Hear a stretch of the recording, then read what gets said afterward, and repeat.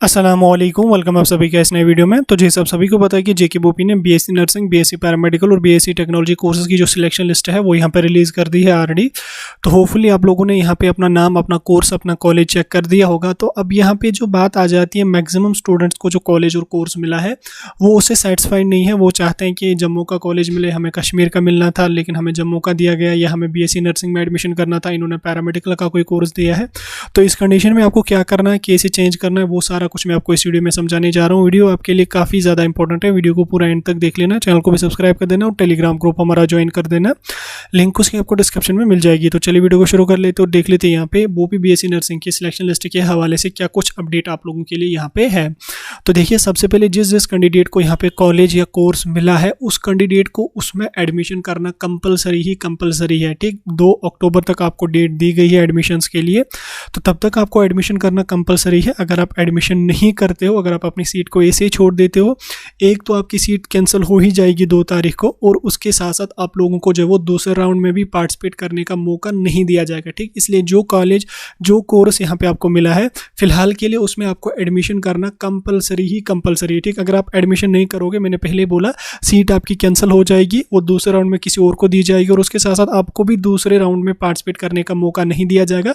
क्योंकि आपको पता है कि पिछले सालों से जो वो भी 2 ही राउंड काउंसलिंग के करते हैं, और इस बार भी मेरे ख्याल से 2 ही राउंड काउंसलिंग के हो पाएंगे, तीसरा राउंड होने के ज़्यादा चांसेस नहीं है। 2 राउंड, अब अगर आप इस टाइम जो सीट है उसको छोड़ रहे हो तो फिर आप दूसरे राउंड में यहाँ पे एलिजिबल नहीं रहोगे, तो फिर आपका ईयर यहाँ पे वेस्ट हो सकता है। मे बी फिर अगर तीसरा राउंड इन लोगों ने किया तो तीसरे राउंड में शायद आप लोगों को पार्टिसिपेट करने का मौका मिले, लेकिन दूसरे राउंड में आपको पार्टिसिपेट करने का मौका नहीं मिलेगा। तो देखिए, अब इसमें यहाँ पे काफ़ी स्टूडेंट्स ऐसे भी हैं जिनको यहाँ पे प्राइवेट कॉलेज मिला है लेकिन वो उसकी फ़ी अफोर्ड नहीं कर पा रहे हैं। पहले मैं इस डाउट को क्लियर करूँगा, उसके बाद आपका मैं प्रोसीजर समझा दूंगा। तो देखिए, इस कंडीशन में आपको क्या काम कर, पहले तो आप लोगों ने ही ये गलती की है अपना, अगर आप जो वो प्राइवेट कॉलेज की फ़ी अफोर्ड नहीं कर पाते हो, मैंने सारे कॉलेजेस की फीस स्ट्रक्चर पे वीडियो भी डाला था उस टाइम, तो आप लोगों ने उसको प्रेफरेंस में अपनी रखा ही क्यों। ठीक, वो गलती आपकी है, वो नहीं बोपी की है, नहीं हमारी है, और नहीं किसी की है, नहीं कॉलेज वालों की गलती है, वो गलती आपको अपनी है।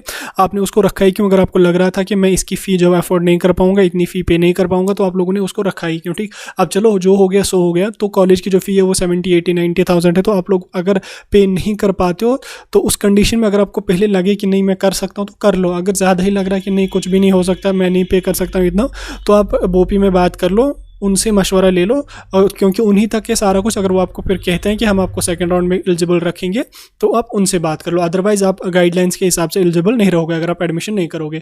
अब देखिए, फॉर एग्जांपल आपने किसी कॉलेज, किसी कोर्स में एडमिशन कर दिया जो आपको पसंद नहीं है। ठीक, आपने कर दिया 2 तारीख तक एडमिशन, उसको चेंज करने के लिए आपको क्या काम कर लेना, जो ही सेकेंड राउंड काउंसलिंग की नोटिफिकेशन आ जाएगी उस टाइम आपको क्या काम करना पड़ेगा, सेकेंड राउंड में पार्टिसिपेट करना पड़ेगा।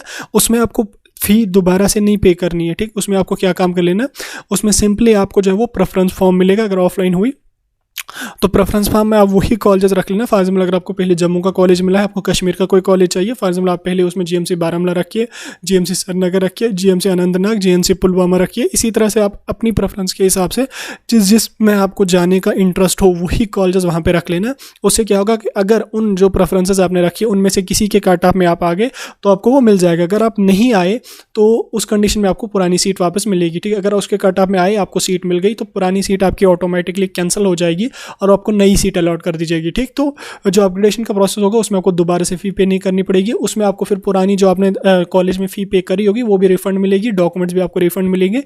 उसका कोई इशू यहाँ पे आप लोगों का नहीं है। इसलिए आपको क्या काम करना है, फिलहाल के लिए आपको एडमिशन करना कंपलसरी है। आफ्टर दैट आप अपग्रेडेशन के लिए चले जाओ, उसमें दोबारा से फ़ी नहीं पे करनी पड़ेगी। जस्ट आपको प्रेफरेंस अपनी सबमिट करनी पड़ेगी। ऑनलाइन हुआ तो भी ठीक है, ऑफलाइन हुआ तो भी प्रेफरेंसेस डालनी पड़ेंगे। बाकी कुछ भी आप लोगों को यहाँ पे करने की ज़रूरत नहीं है। तो ये था थोड़ा सा आपके कॉलेज के बारे में जो मैंने आपको बता दिया। बाकी ये जो अपग्रेडेशन का प्रोसेस है इसमें मैं डिटेल वीडियो डालूंगा शाम तक, और आपको समझा दूंगा कैसे करना होता है, क्या कुछ करना होता है, वो मैं शाम तक अपलोड करूंगा। फिलहाल का जो अपडेट था वो मैंने आपके साथ डिस्कस किया। कोई डाउट, कोई कन्फ्यूजन है, कमेंट सेक्शन में पूछ सकते हैं।